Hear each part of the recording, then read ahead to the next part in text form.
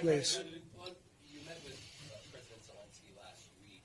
Should President Zelensky be prepared to give up some of Ukraine territory in order to end the war? And the second part here is, if you were president right now, after Iran launched its more than 200 missiles towards Israel, last week you had suggested that if Iran tried to attack you, that you would blow the country to smithereens. How would you handle Iran right now? Well, would you use U.S. force? Would you use U.S. force? Yeah. No, I wouldn't be around if they did that, but let's assume I'm not around. The President of the United States should blow that country to smithereens, because you can't do that. And the President should make a statement to that effect. But as you know, I mean, you're in danger right now. You are in danger now because of them and their challenge to me.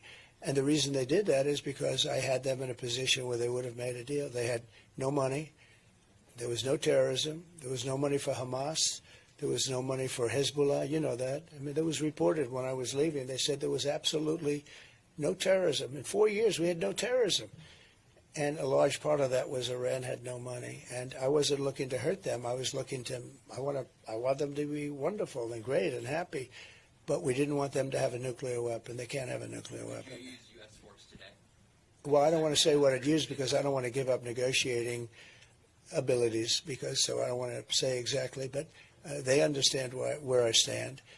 And we have to get back to being at least a partially civilized world. What's going on today? They sent 200 missiles over to Israel. And now people would say, well, now it's Israel's turn, right? That's what happens. It goes back and forth. It could happen for a long time. Should have never happened.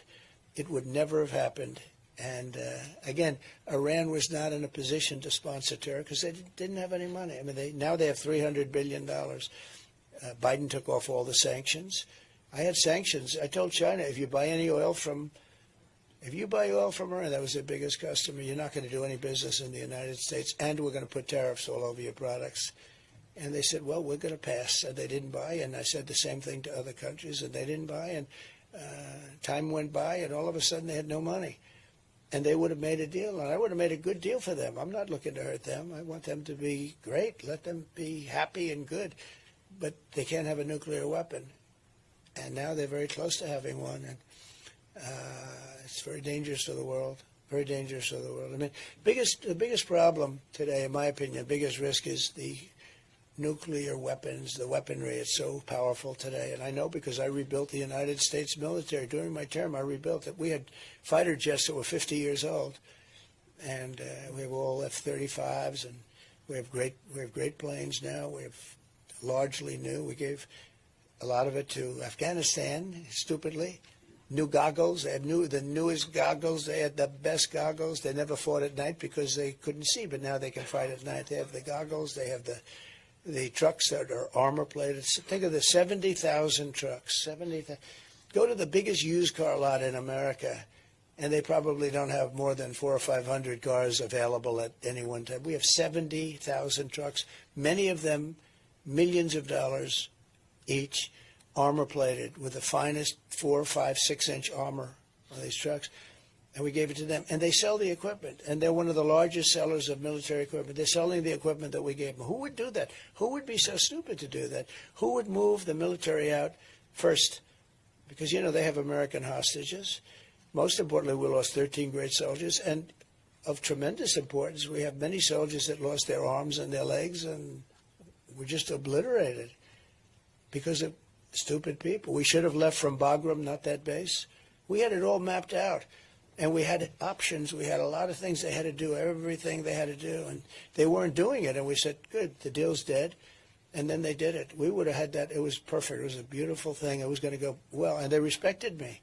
They respected me. Remember, we didn't have one soldier killed in 18 months in Afghanistan. The Taliban, that's their fighter. And I spoke to Abdul, the head of the Taliban, a couple of times.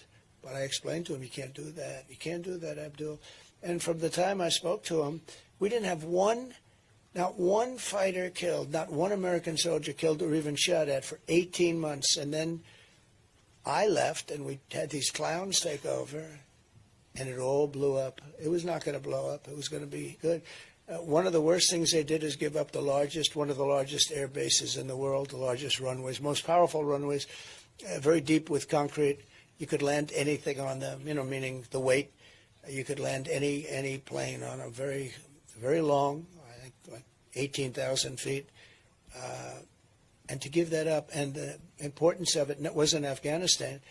The importance of Bagram, and very important, was it was 1 hour away from China where they make their nuclear weapons, right in that area. But 1 hour away from China. Forget about Afghanistan. We should have never been there. But we were 1 hour away from where China makes their nuclear weapons. And now you know who occupies it? China. How about that? They left. So I was never going to, I was moving out. We were all set to move. I'm the one that got the soldiers down to that level. We had no problem. And we were going to move out. Soldiers would have moved out less. We would have taken the equipment. We would have done everything. I had no confidence in the Army, meaning in their Army, the people that they were giving us, because they were loyal to the other side. I always knew that. That's why you had so many blue on brown and brown on blue. You had so many attacks where we trained them, and then we hand them a gun, and they turn the gun around. They shoot the sergeants and everybody else there, the Americans. I said, well, there's something. We never had so many attacks like that. We trained them, and as soon as they get a gun that's loaded, they turn it and they shoot everybody. And I said, what the hell's going on over here? And they're tough fighters too, but they weren't.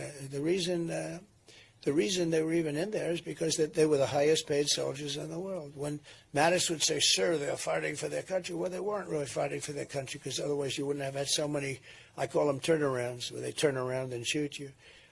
They weren't fighting. They was fighting because they were getting so much money as a soldier. It's a job where they were making a lot of money, but their loyalty wasn't to that group. And the head guy was a total thief. I knew that. I didn't get along with him at all. He left with bags of money in a helicopter, and there were bags of money at the end of the runway. How stupid can Americans be? The world doesn't respect us because we've made so many stupid moves. I mean, this guy left with bags of money. And I said he was no good for years. I said he was no good. I met with him a couple of times, fine. But that whole thing was collapsing. But they weren't loyal to us. They were loyal to themselves. Good fighters, great fighters, I will tell you. Among the best. They were actually they could take a knife. They were like Rambos. It's like putting 1,000,000 Rambos. Good old Sylvester Stallone was my friend. But it's like putting 1,000,000 Rambos. Somebody explained that to me. They're great fighters. It's like putting a Rambo. Give him a knife. And that's all he needs. And by the time he finishes, he'll go down and he slits the throats. Look at what happened with Russia with them. Look at what happened. So many different wars. They fight tough, but now they have great equipment. And then the other day, it sickens you to see it. They have through their boulevard. They have this boulevard. And they're running our equipment through the boulevard, the defeated Americans. We should have left from Bagram, because Bagram is a massive base with hundreds of miles of, surrounding area with nothing there and fencing. And you would have had nobody killed. Instead, a lot of people got killed. We had the 13, but you had hundreds of people who were killed. Civilians were killed at the same time. So it's a shame. Again, common sense. We have to use common sense. They should have never left. That's like an inner city airport. And it was packed. You couldn't even move. And then a bomb went off and just was so destructive. And so sad, because I got to know the parents of the 13 soldiers, most of them. And they're incredible people. They were treated very unfairly. Biden never called them. Kamala never called them. And then on top of it all, in the debate, she said, we have no soldiers fighting at all. We have no soldiers. We have soldiers fighting. They were very inside. She had no idea. She has no idea what she's doing. And it's very sad. Okay. When Ukraine